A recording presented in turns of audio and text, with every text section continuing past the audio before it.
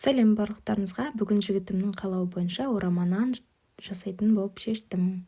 Орамананға керекті қоспаларымды дайындап алдым. Ол картоп, жуа, асқабақ, фарш. Және ең маңыздысы ол наным, яғни қамырым. Қамырымды жұмсақ қылдырып еледім. Маған жұмсақ қылдырып елеген ұнайды. Орамананды негізі көбісі әр жерде әртүрлі айтады. Ең көп еститін вариантым ол ханым. Өстіп мен тестамда демлеп жайып алдым. Ар жақта қоспам дайын тұр.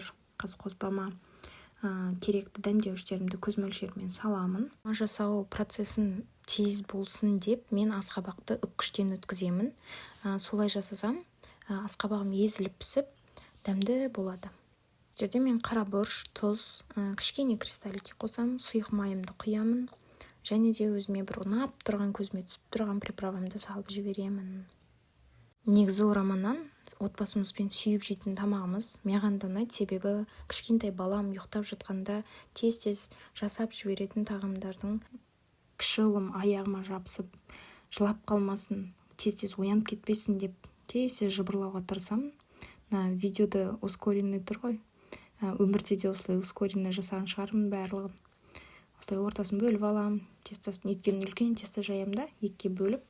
Менің ыдысым онда үлкен емес, бірақ өзімізге жетерлік.